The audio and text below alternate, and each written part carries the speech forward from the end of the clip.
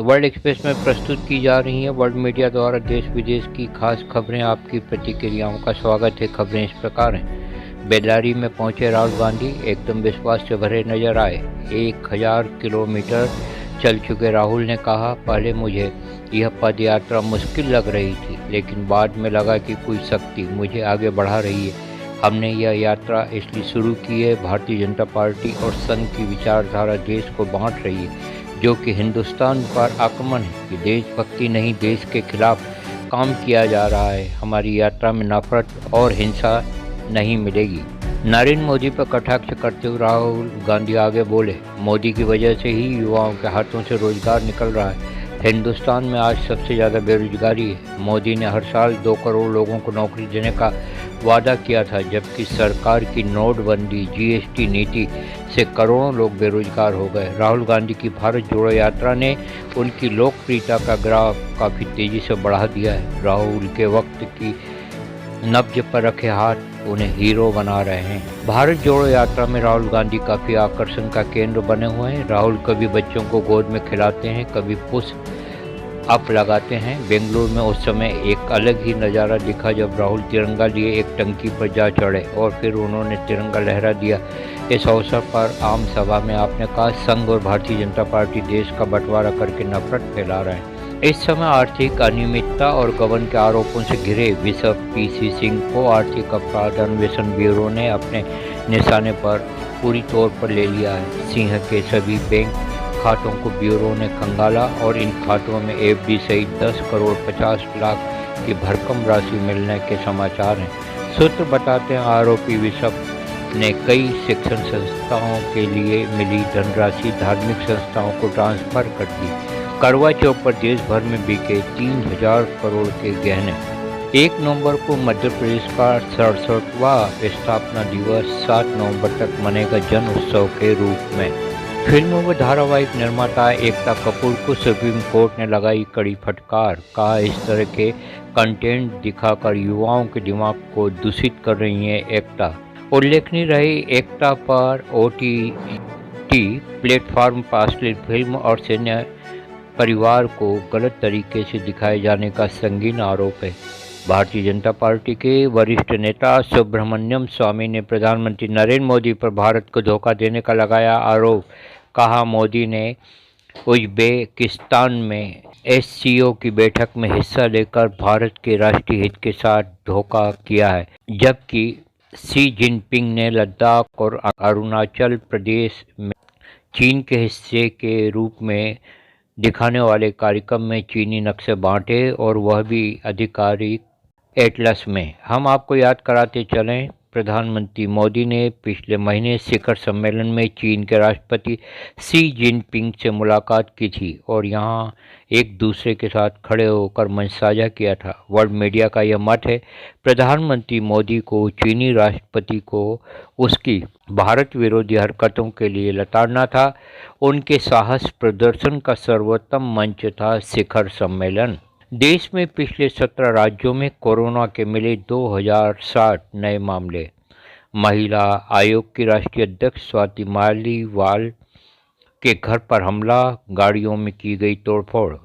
पाक सीमा से सटे पंजाब में बीएसएफ ने तस्करी के लिए भारतीय सीमा में घुसे पाक ड्रोन को मार गिराया। ड्रोन से 2 किलो हेरोइन बरामद। अब आपके सामने प्रस्तुत हैं विदेशों की खास खबरें। अमेरिकी राष्ट्रपति जो बाइडेन का यह बयान सारी दुनिया में चर्चित हो रहा है। पाकिस्तान दुनिया का सबसे खतरनाक देश है। यहाँ सबसे ज़्यादा आतंकवाद पनपता है, जिस पर अंकुश लगाना तो दूर, सरकार आतंकियों की मदद कर रही है। बाइडेन का यह बयान उस दौरान सामने आया जब पाकिस्तान के विदेश मंत्री अमेरिका की यात्रा पर थे और उनका हर कार्यक्रम में चोर चोर के नारों से विरोध किया जा रहा था। कई बुद्धिजीवी ये सवाल उठा रहे हैं, अमेरिका बोलता कुछ और करता कुछ और ही है। एक और वह पाकिस्तान को दुनिया का सबसे खतरनाक देश मानता है, वहीं उसे हथियार देता है और आर्थिक मदद भी करता है। अमेरिका की दोगलाई पाकिस्तान से भी अधिक खतरनाक मानी जा रही है। रूसी राष्ट्रपति व्लादिमीर पुतिन की रूसी क्षेत्र की रक्षा के लिए परमाणु हथियारों का इस्तेमाल की धमकी के बाद दूसरी चेतावनी सामने आई है। इसमें पुतिन ने कहा है रूसी सेना के साथ नाटो सैनिकों की टक्कर वैश्विक तबाही होगी। पुतिन ने कजाकिस्तान की राजधानी अस्ताना में आगे कहा, रूसी सेना के साथ नाटो का सीधा टकराव एक बहुत ही खतरनाक कदम होगा जो वैश्विक तबाही का कारण बन सकता है। पुतिन की चेतावनी के बाद यह सवाल उठा है, क्या नाटो रूसी सेना से टकराएगा?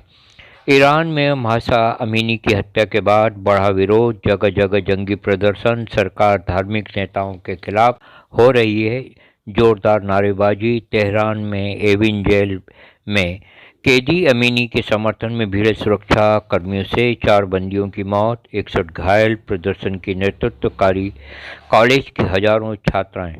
लगातार तीसरी बार चीन का नेतृत्व शी जिनपिंग को कम्युनिस्ट पार्टी के 20वें अधिवेशन में जिनपिंग ने कहा, पहले हांगकांग हिंसा की आग में झुलस रहा था, आज वहां शांति है। हांगकांग पर चीन का पूरा नियंत्रण है। अब ताइवान को हम अपने कब्जे में लेंगे। हमने देश को गरीबी से निकाला है, हमने पार्टी और देश को आगे बढ़ाया है और हम गरीबों के हक के लिए लड़ते रहेंगे। रूस में रूसी सेना के कैंप पर आतंकी हमले से हड़कंप, 11 सैनिक मारे गए, 15 घायल। दक्षिणी पश्चिमी रूस के बेलगोट नगर में हुए हमले में रूसी सेना में वॉलंटियर के रूप में कार्य करने वाले ही आरोपित। रूसी सैनिकों ने दोनों हमलावरों को तुरंत मार गिराया। रूस यूक्रेन के मध्य जारी युद्ध को हुए 8 माह। क्रीमिया पुल के बाद रूसी हमले के बाद जंग और तेज। रूस ने कीव सहित यूक्रेन के 40 शहरों पर किए ताबड़तोड़ हमले। मिसाइली और ड्रोनों से किए गए हमले, कई इमारतें नष्ट, अनेक लोग मारे गए। पाकिस्तान में हुए उपचुनाव में इमरान खान को पार्टी तहरीक-ए-इंसाफ की जीत ने सबको हैरान कर दिया है। लोकसभा की 6 और पंजाब की 2 विधानसभा की सीटों पर इमरान की पार्टी ने अपनी जीत का पताका लहरा दी है। सत्ताधारी शहबाज शरीफ की पार्टी को सिर्फ 1 सीट पर जीत प्राप्त हुई है। इन चुनावी नतीजों के बाद यह चर्चा है इमरान की प्रधानमंत्री पद पर पुनः वापसी हो सकती है। सारी दुनिया में बढ़ती महंगाई को लेकर मचा हाहाकार। अमीर देशों में गिने जाने वाले फ्रांस, यूरोपीय देशों में बढ़ती महंगाई से जनता हैरान परेशान। पेरिस में महंगाई के विरोध में हजारों लोगों ने संभाला मैदानी मोर्चा। वेतन वृद्धि की आवाज़ उठाई गई। सारी दुनिया में एक ही सवाल, क्या उत्तर कोरिया का तानाशाह किम जोंग फोड़ेगा परमाणु बम? किम अक्टूबर माह में ही 15 मिसाइलों का परीक्षण कर चुका है। बताइए यह खबरें आपको कैसी लगीं? जय भारत, जय विश्व।